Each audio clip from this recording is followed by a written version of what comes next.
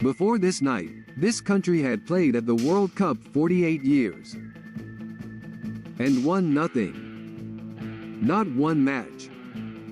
Not one. In their first ever World Cup appearance, they lost 9-0 to Hungary. Then 7-0 to Turkey. They went home and didn't come back for 32 years. Then, in the summer of 2002, on their own soil, that same nation beat Italy, beat Spain, and reached a place no team from their entire continent had ever stood. This isn't just the story of how.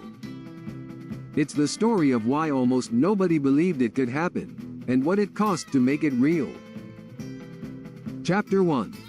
The 32-year silence. To understand 2002, you have to understand the silence before it.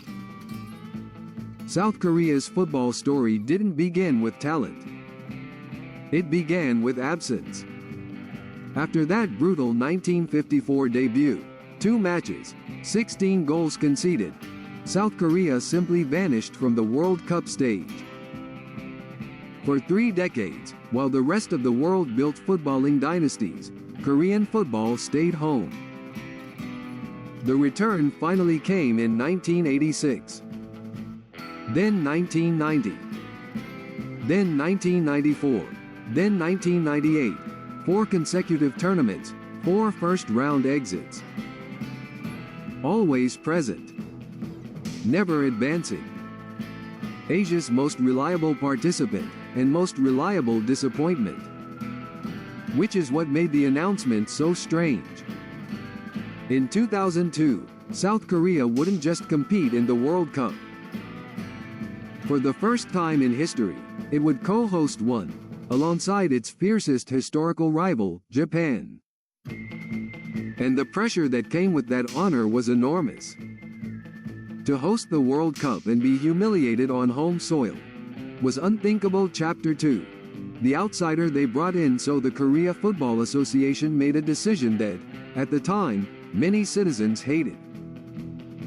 They didn't choose a Korean coach. They flew in a Dutchman. Gus Hiddink had no sentimental attachment to Korean football, and that was exactly the point. He stripped out the old hierarchy, the deep-rooted tradition where younger players deferred to elders, where seniority decided who started, not form. Hiddink didn't care how old you were, or which university you came from, or who your captain happened to be. He cared if you could run for 90 minutes without stopping, because that's exactly what he was about to ask of them. For months, Hiddink pulled his entire squad out of their domestic clubs, virtually unheard of, and drilled them in a relentless, high-pressing system built on one philosophy. If we can't outskill the world's best teams, we will outrun them until they break. It didn't look like it was working.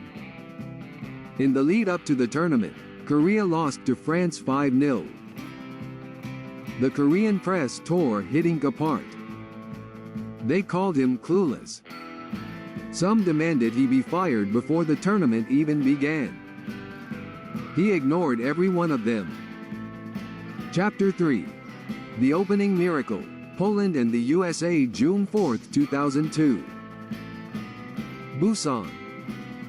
South Korea's opening match, and for the first time in 48 years, in their 5th World Cup appearance, they won 2-0 over Poland.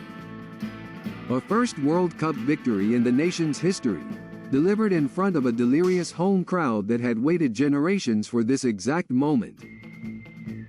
The second match brought the United States, and a tougher fight. Korea fell behind. Wasted a penalty. But 12 minutes from the end, forward On Young-won rose above the American defense and headed home an equalizer that kept the dream alive. And this is the detail people forget. This wasn't just happening in the stadiums. It was happening in city squares, in coffee shops, on rooftops.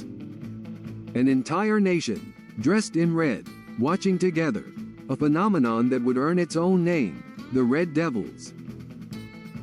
By the end of the group stage, the impossible had already happened. South Korea topped their group. For the first time ever, they were through to the round of 16. Chapter 4.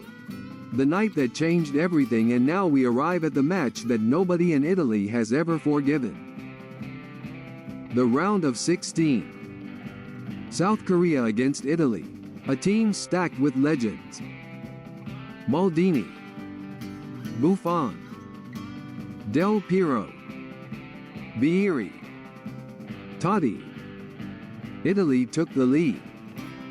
And for most of the match, they controlled it, Korea chasing, running, pressing, exactly as Hiddink had drilled them to. But strange things kept happening. An apparent foul on Christian Vieri inside the box. No penalty given. A goal by Damiano Tomasa, waved off for offside, a call still debated by analysts to this day. Then, deep into extra time, Francesco Totti went down in the box under contact.